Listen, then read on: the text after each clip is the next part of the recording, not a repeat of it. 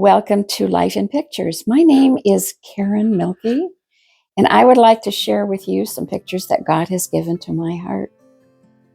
The name of this picture, this time together, is What's on the Refrigerator? Have you ever gone into someone else's home and you see pictures all over the refrigerator? And you can tell that there's a child in the family that lives there.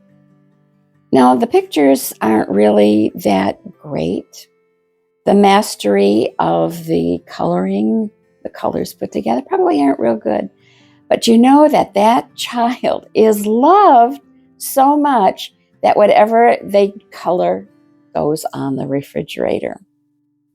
But we're going to take a few minutes and we're going to look at the master designer.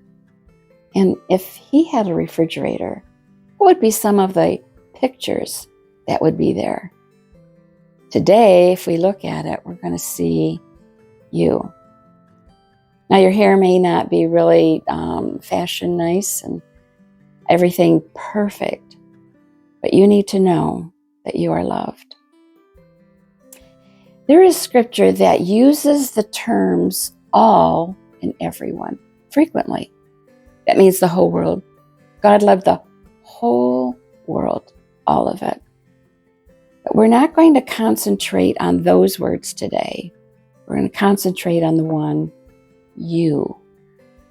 If you were to think of me, myself, and I, if you were saying them, we don't mean them to be selfish today, but that we want them to mean very personal and intimate. He is the creator of the whole world, but he wants us to call him Abba, Papa, and Daddy.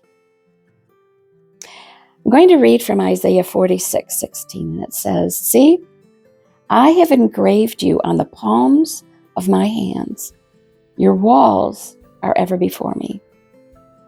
Now, the definition of the word engraved means that you take an instrument and you go beneath the surface of the hard material. So it's engraved, it goes below. That's a fact in a portrait that will never come down from his refrigerator.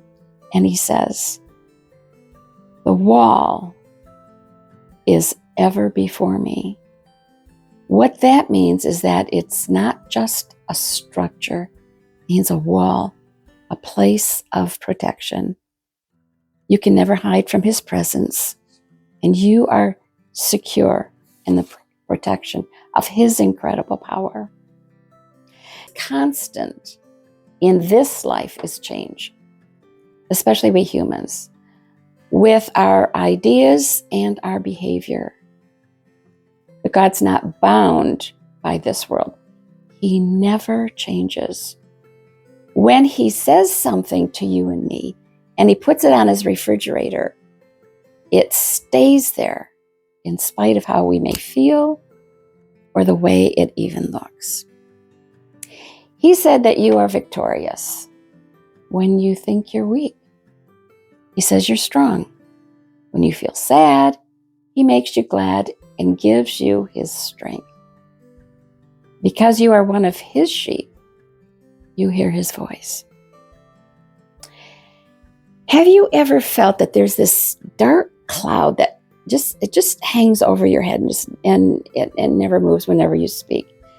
And when you speak the words, they're just lifeless and they fall right to the ground.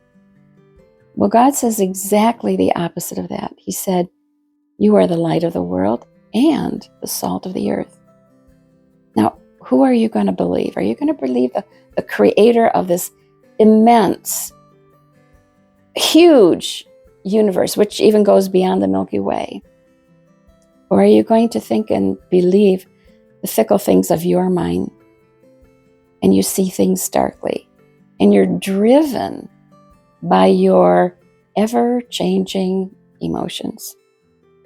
Now, the next time you see a refrigerator door, picture yourself and surrendering to God's hand as he places you on his refrigerator, framed in his love.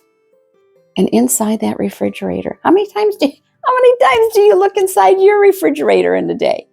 Do you ever take things out of it and eat it and are so refreshed and nourished by it? God's put things inside of that refrigerator that you're looking at. Food available for anybody that needs it. He promised to you, I love you with an everlasting love. He's never going to leave you. He's never going to forsake you. He's never going to take you down from his refrigerator. Now think about that when you go home today and you look at your refrigerator door. Is your picture on it? It's on God's. Hope you have a great day in him. Bye for now.